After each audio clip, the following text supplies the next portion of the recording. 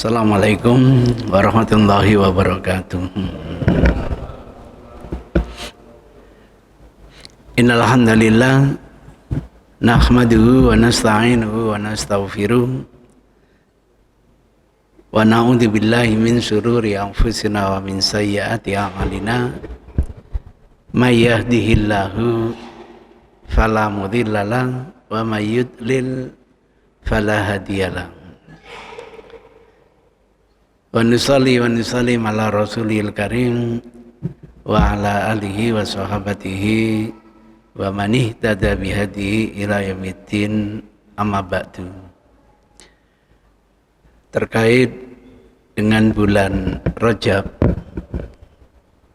biasanya ibu-ibu rutin bertanya, Ustaz, boleh enggak menghadapi bulan Rajab ini minum pil anti haid? Kenapa? Karena kalau di bulan Ramadan wanita haid tidak berpuasa bisa mengqadha di hari-hari yang lain. Tapi kalau puasa Rajab kan tidak ada tuntunan mengqadha puasa Rajab. Megengan menghadapi bulan Ramadan itu biasanya kalau di kampung saya pasti ada ditandai sama apem. Tapi apemnya kecil-kecil gitu. Tapi kalau megengan menghadapi bulan Rajab seperti kemarin itu, apemnya itu besar-besar itu, sak tedok. Bahasa orang Jawa itu sak tedok gitu. Saya ketika ngisi megengan itu dikasih apem gitu, disuguhkan saya makan gitu. Ditegur saya sama jemaah saya, Ustadz makan apem itu kenapa? Itu apem Rajabiyah Ustadz. Barang apem Rajabiyah bahasa Baniyah. Enak, barangnya halal kok, ya makan aja gitu. Jangan dibayangkan mereka itu dalam kesirikan, enggak. Megeng itu katanya eyang saya dulu belajar ngempet katanya gitu. Jadi orang-orang itu digembirakan besok Ramadan. Sekarang boleh makan sepuas-puasnya, mulai besok sudah enggak boleh makan lagi. Nah, itu kata eyang saya, sehingga dikenal dengan megeng. Gitu. Kan bagus, daripada megengan membanggakan masyarakat ditandai dengan merconan, gitu. Atau bumbung, kan lebih baik ditandai dengan makan begitu. Tuh di kampung saya masih terbiasa begitu kalau menghadapi bulan Ramadan. Masya Allah di masjid ini pasti ada apemnya itu gitu. Saya coba tanya kepada Pak Yai, kok apemnya besar-besar Pak Yai? Katanya Pak Yai, iya itu nanti untuk payung besok di hari kiamat gitu katanya. Ngapain payungan apem gitu. Nah, itulah. Jadi Bapak Ibu, syariat ini muncul dari 3 hal. Yang pertama kali dari wahyu, dari Quran dan hadis. Dengan istimbat hukum Quran dan hadis keluar namanya syariah. Nah yang kedua itu dari kesaksian. Gara-gara menyaksikan ada orang mencuri, potong tangan. Gara-gara melihat hilal, ditandai dengan syariat puasa atau syariat berhari raya Idul Fitri. Lah yang ketiga ini yang repot, muncul dari lisan ulama. Ini yang repot. Jadi kami ini ketika ngomong dianggap itu sudah benar. Ini yang paling takuti.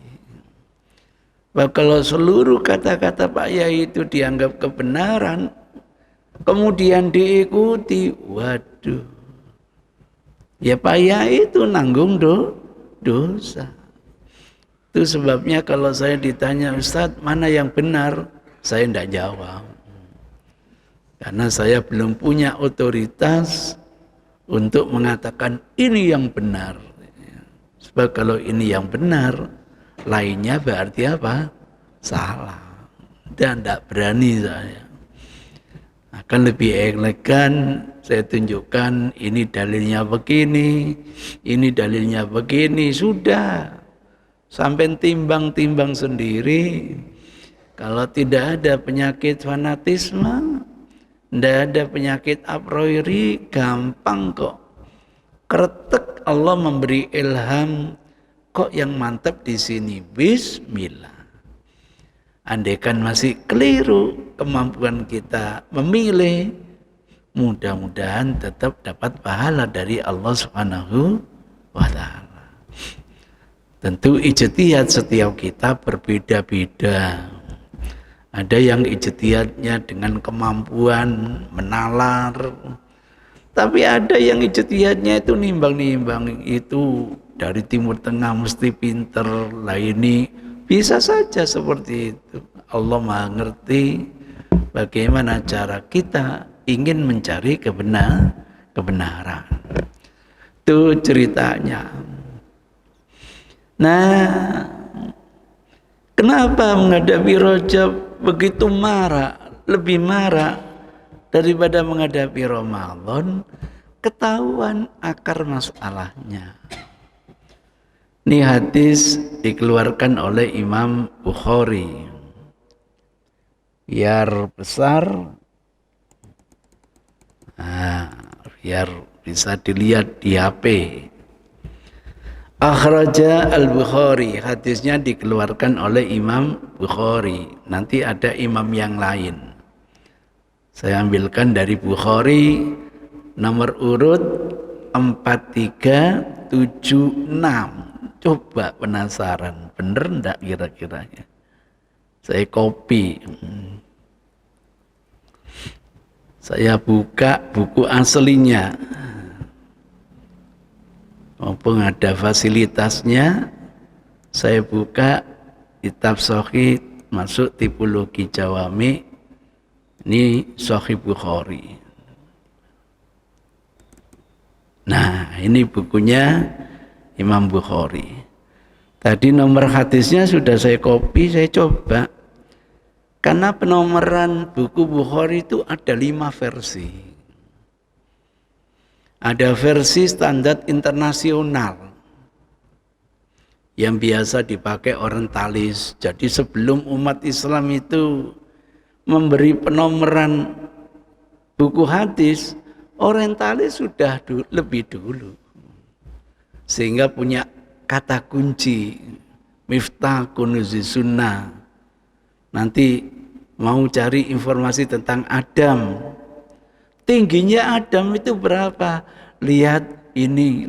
Mereka sudah punya, kita belum punya. Lah Imam Bukhari sendiri ketika menulis buku Sahih Bukhari tidak ngasih nomor gitu. Jadi yang ngasih nomor itu adalah verifikator, muhakkiknya. Lah cara muhakkik memberi nomor berbeda. Itu sebabnya berapa jumlah hadis Sahih Bukhari tidak bisa jawab kita. Versinya siapa dulu? Versi standar internasional ketemu 7008 hadis. Misalnya gitu.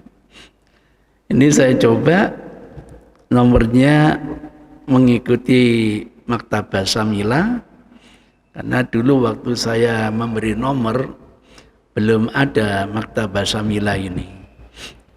Saya memberi nomor itu kira-kira masih mahasiswa di Jami'ah Islamiyah Madinah, Fakultas Hadis, semester 2, berarti ya kira-kira tahun 82 kira-kira.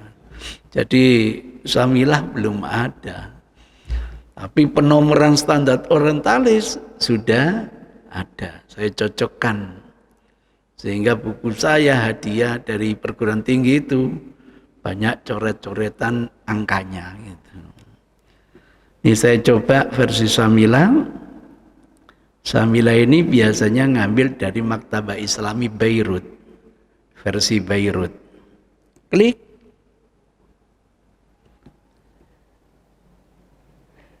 Oh, enggak sama. Bentar. Oh iya sama. Ya, haddatsana As-Salt. Iya sama.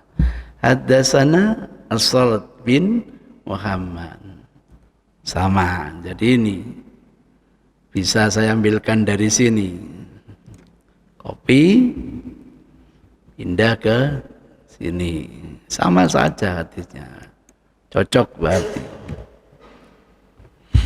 Nah, nomor hadis 4376. Qala haddatsana As-Salt bin Muhammad, atasnya qala haddatsana As-Salt bin Muhammad. Qala sami'tu Mahdi. Qala sami'tu Mahdi, sama. Kata akhirnya Rajab. Kata akhirnya Rajab, berarti sama. Alhamdulillah. Ini aja yang kelihatan jelas. Qala haddatsana As-Salt bin Muhammad. Qala sami'tu Mahdi ibnu Maimun. Qala sami'tu Aba Raja al-Ataridi yaqulu kunna na'budul hajar. Dulu kami ini sujud pada batuan, patung. Ini cerita orang-orang Yahudi. Dulu sebelum kedatangan Rasulullah, kami ini sujud kepada batuan, pada patung. Faidza wajadna hajaran, kalau kami dapatkan batu patung, wa huwa akhyar minhu, patung itu menurut kami kok lebih hebat. Karena tokoh-tokoh dulu itu memang ya berperingkat. Hubal, ada Manat, ada Uzza, ada Ya'ub, ada Yahus. Itu adalah tokoh-tokoh masyarakat yang dibuat patung-patung oleh mereka. Authority yakul akhir mindu alqainahu, maka patung yang pertama itu kami buang, ganti sujud kepada patung yang paling mulia, paling besar. Itu pinternya Ibrahim ketika menghabisi patung itu.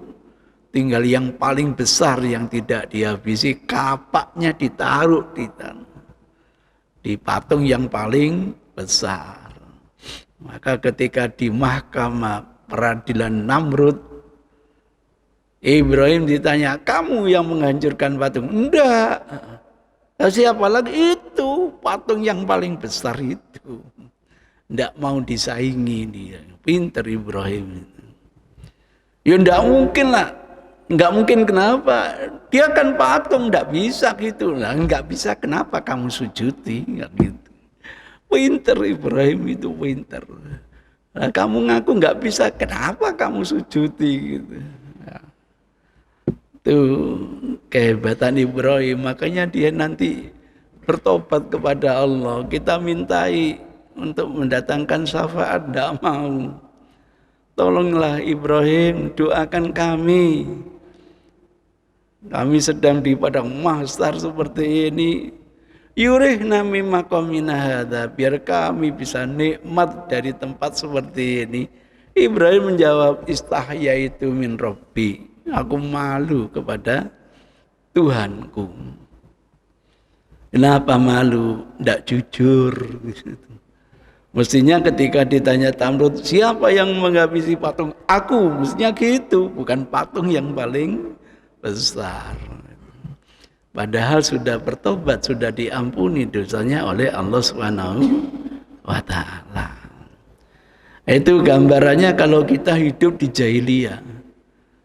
Awalnya kita dapat patung kecil, kita sujud. Nanti kalau ketemu yang lebih hebat, kita buang, hijrah, patung yang lebih hebat. Wa akhadna al-akhir, kami ambil yang terakhir ini, yang lebih besar ini, yang lebih mulia ini. Fa idza lam yajid hajaron, kalau ada di antara kami tidak dapatkan patung,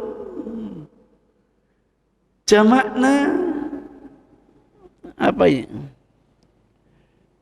Juswa minat turab, kami buat yang namanya lumpur, apa namanya, yang namanya debu itu kami apa istilahnya itu kami buat ya semacam patung-patungan lah.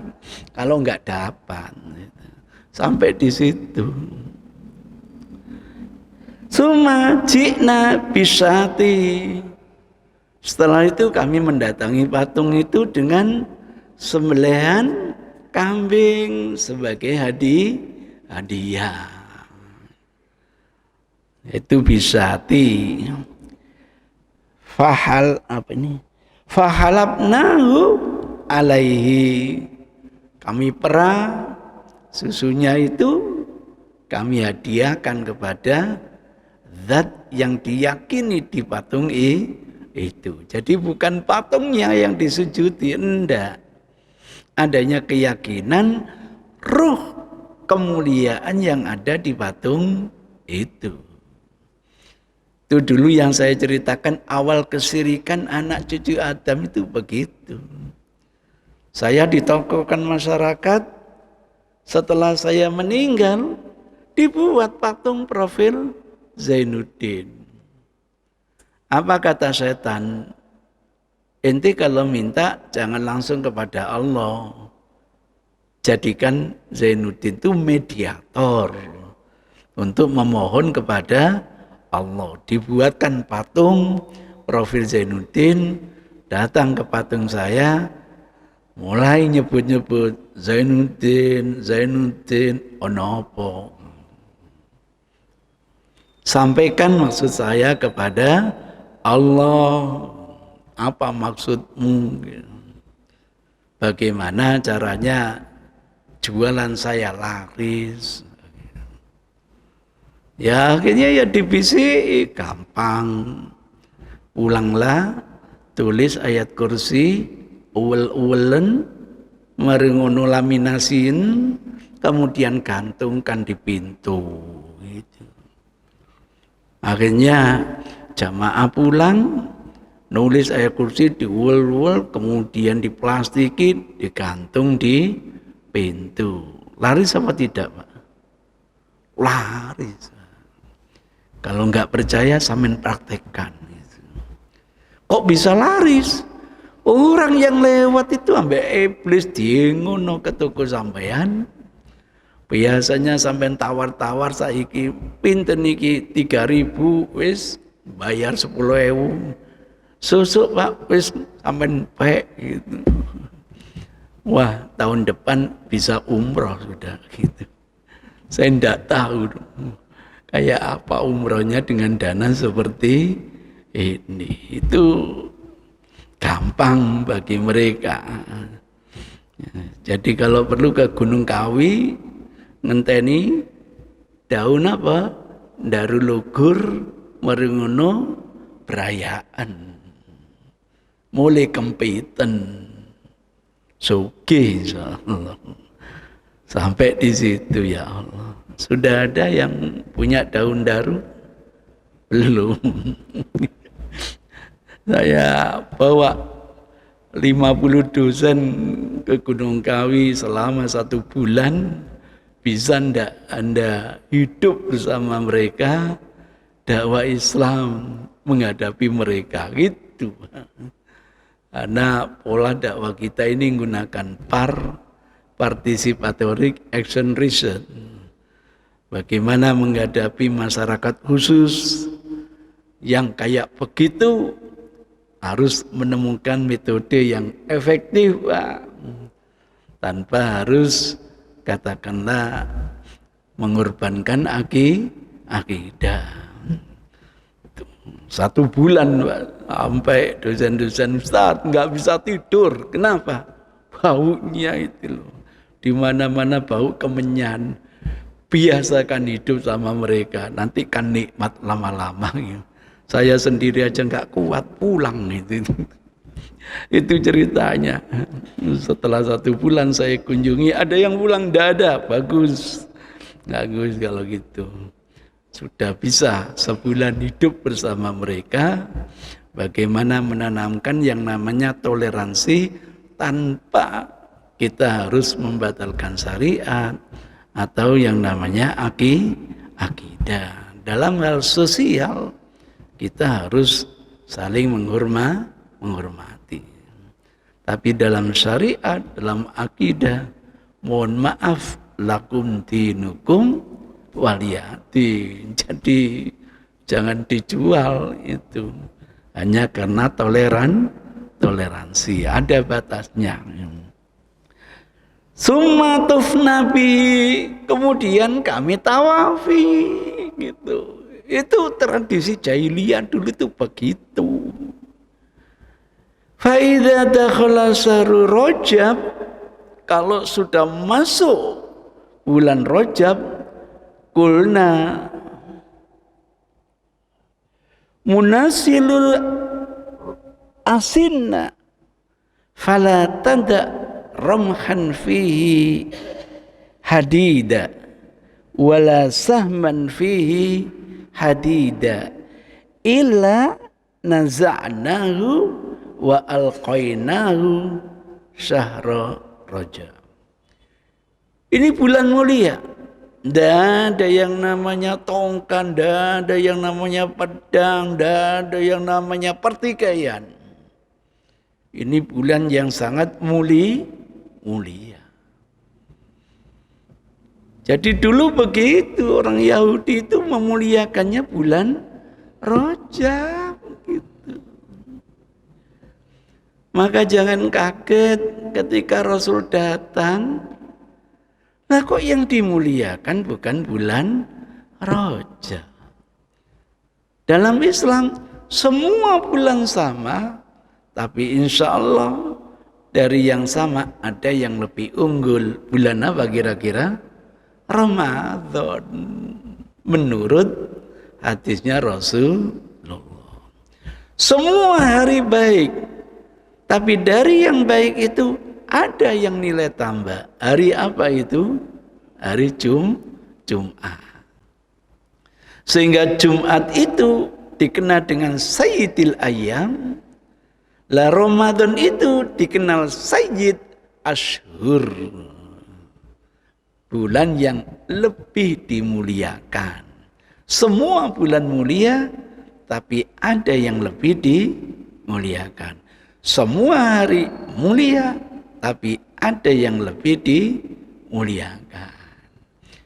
Kehadiran Rasul ternyata yang lebih dimuliakan bukan bulan Rajab, tetapi bulan Ramadan. Sampai bisa bayangkan kalau sampai jadi Yahudi, kira-kira apa yang sampai jalani gitu. Maka jangan kaget orang-orang Yahudi itu membuat hadis-hadis yang mereka palsukan, menunjukkan bagaimana mulianya bulan Rajab, ngalah-ngalahi mulianya bulan Ramadan. Maka di buku saya Rajabiyah ini ada misalnya, saya kok enggak begitu kelihatan dengan tulisannya ini. Misalnya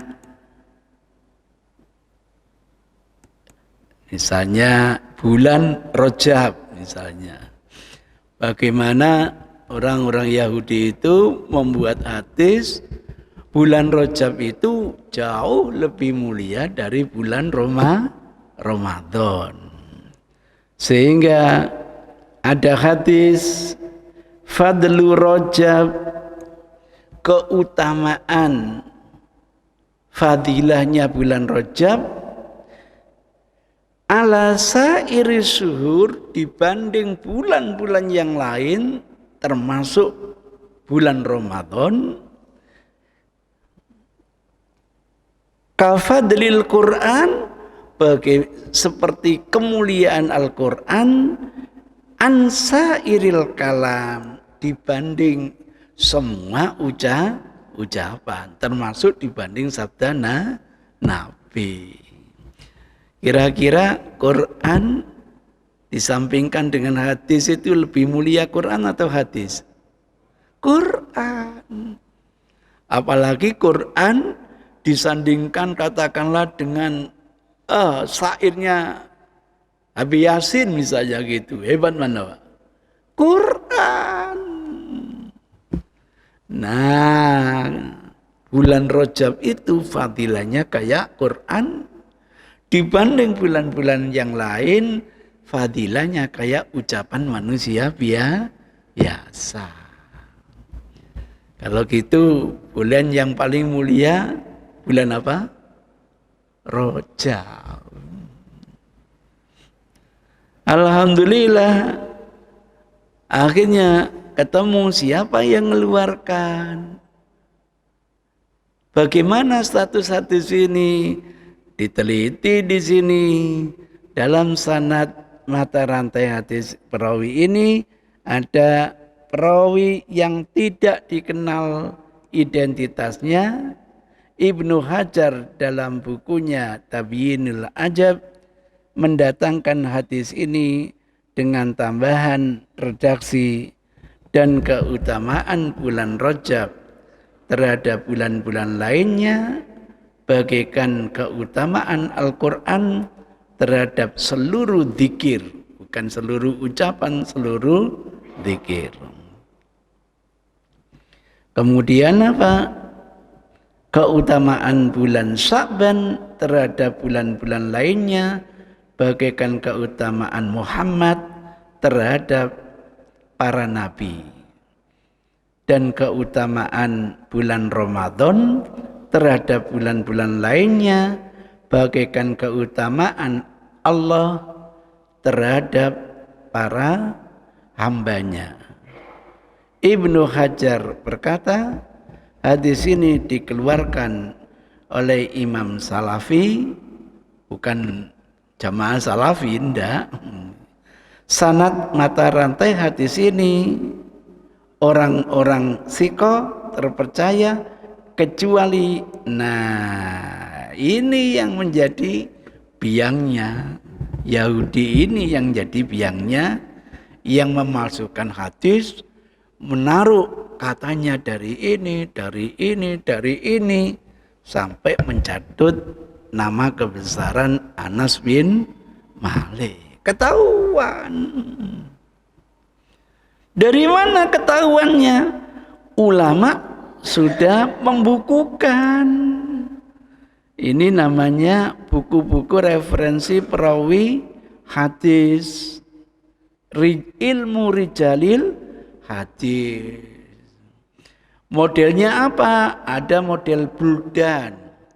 Ulama-ulama yang ada di Baghdad ditulis biodatanya. Ulama-ulama yang ada di Halabi ditulis. Ulama-ulama yang ada di Palestina ditulis. Ulama yang ada di Baghdad ditulis. Yang belum ada itu ulama Indonesia gitu. Berarti pada awal dulu itu kita orang Indonesia belum pernah menikmati kajian hadis dulu itu. Sehingga tidak ada di dalam sanad Indonesia, tidak pernah baca saya.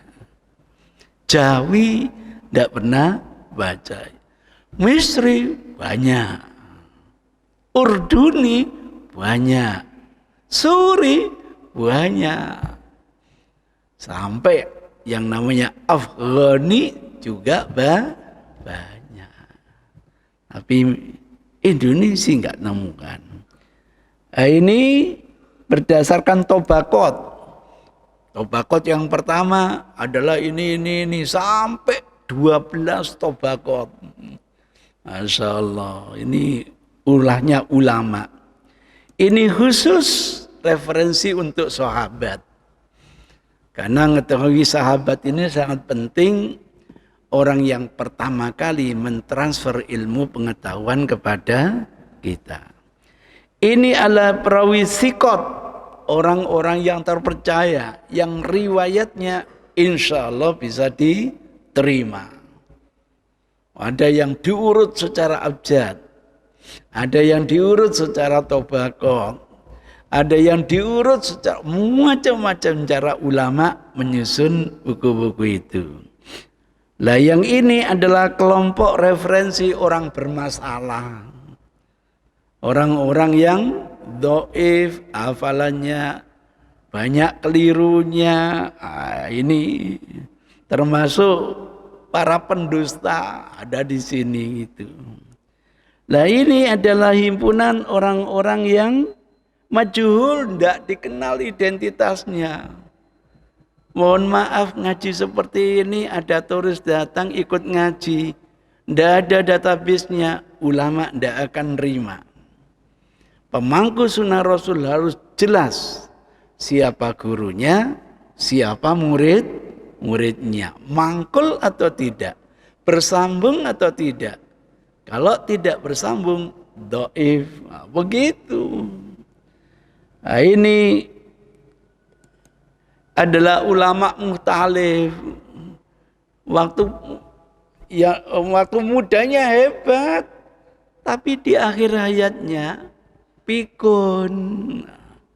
Jangan-jangan saya seperti ini nanti itu. Jadi ulama memilah ini riwayat ketika masa bagusnya, ini riwayat ketika masa pikunnya. Ini kelompok yang berbahaya, mudallis, suka menyamarkan gurunya. Dari mana hadisnya? Dari MZ. MZ itu mana gitu? Zainuddin MZ Betawi kah? Zainuddin MZ Sidoarjo kah? Zainuddin MZ Palembang kah? Atau Zainuddin MZ Medani? Ternyata ada 4 Zainuddin MZ itu. Saya baru ngerti ya. Saya kira hanya 2, ternyata ada 4 yang saya ketahui. Jangan-jangan baru lahir namanya Zainuddin MZ nanti. Itu ceritanya. Nah, ini yang mukhtalid, yang keliru. Ini mustabi, yang samar. Ini riwayatul akabir an asawr. Aneh ini.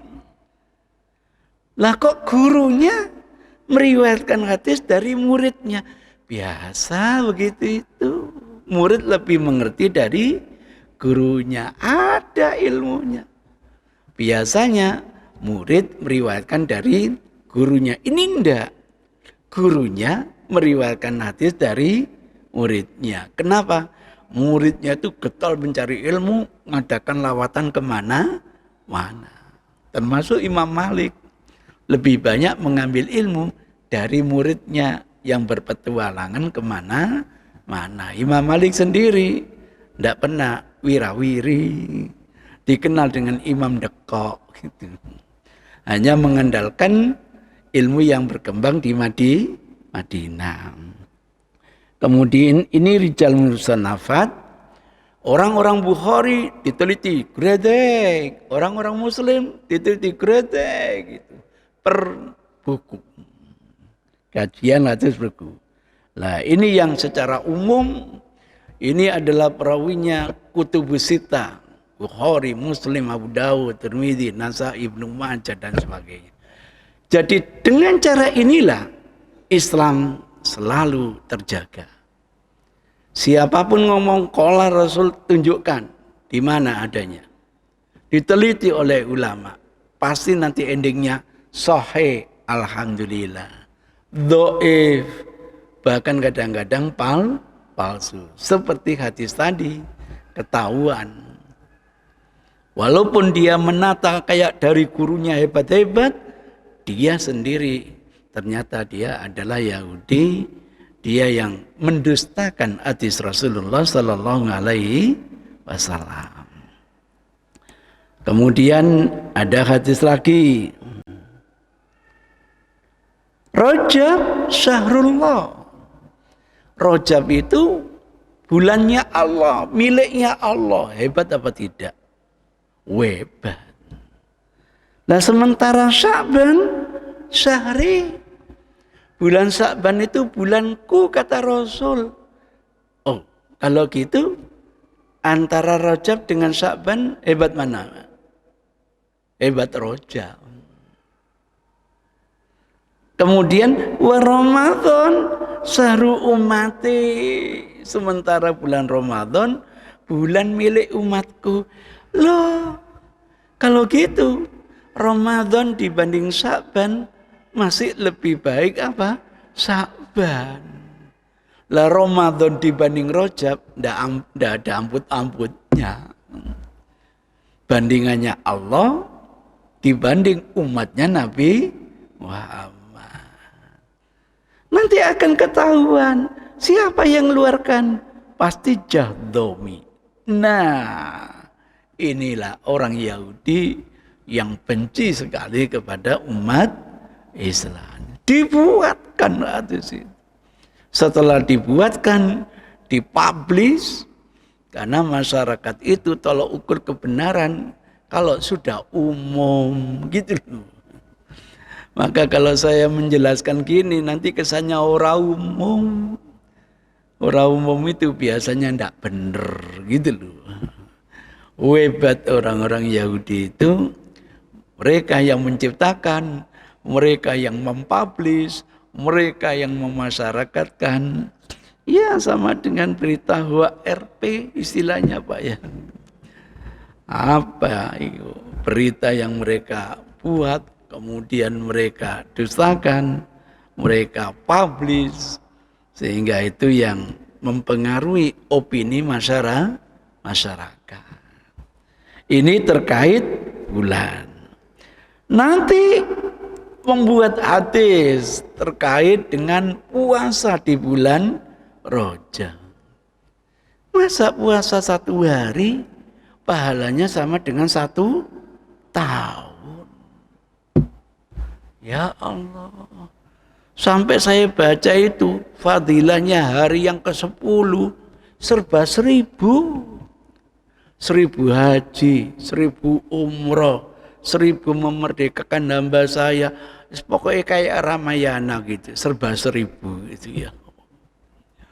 Nanti pada endingnya, Masya Allah sampai bisa mendatangkan syafaat kepada kaum mudhor. Kaum mudhor itu kaum kafir. Rasul aja tidak bisa mendatangkan syafaat kepada orang kafir. Lah kok dengan fadilahnya puasa Rajab bisa mendatangkan syafaat bagi orang kafir. Weran gitu ya Allah. Tuh, Masya Allah, kalau umat Islam punya malam Qadar. Malam Qadar itu nilainya sama dengan berapa bulan? 1000 bulan.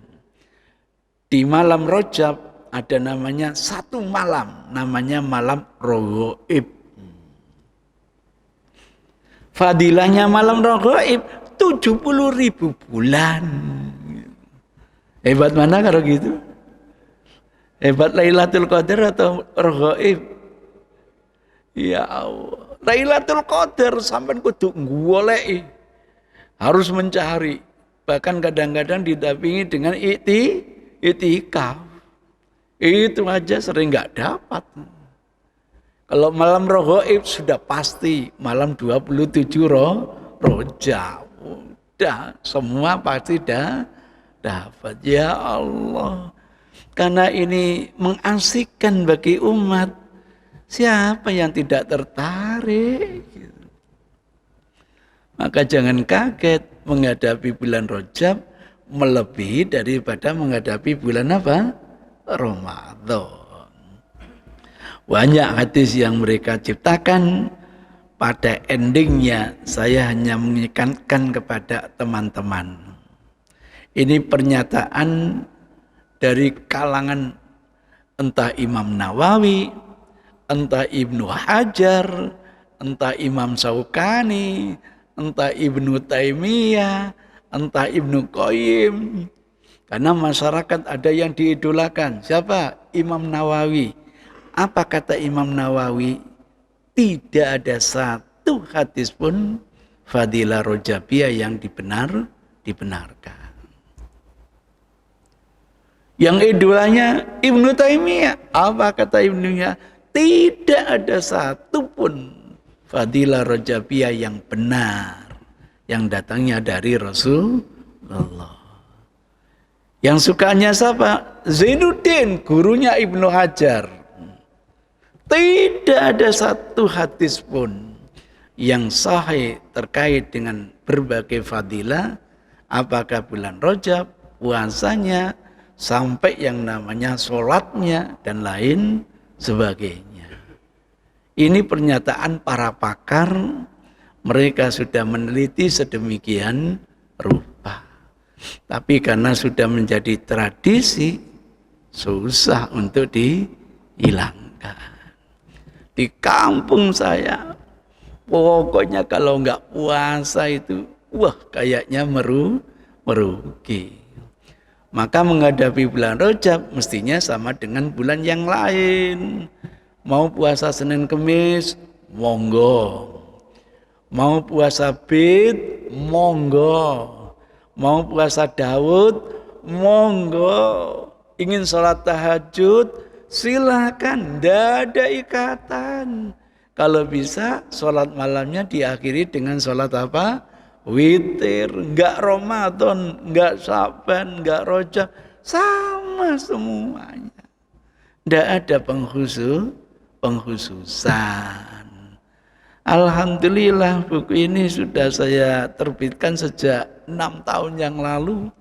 Berharap dapat koreksian, dapat masukan. Sampai hari ini belum dapat koreksian saya. Saya tidak tahu apakah memang sudah tidak ada yang salah atau gimana, wallahu a'lam. Tetap saya abadikan, berharap nanti generasi yang akan datang silahkan mau mengoreksi, silahkan mau menambah, silahkan mau mengurangi demi kesempurnaan yang akan datang.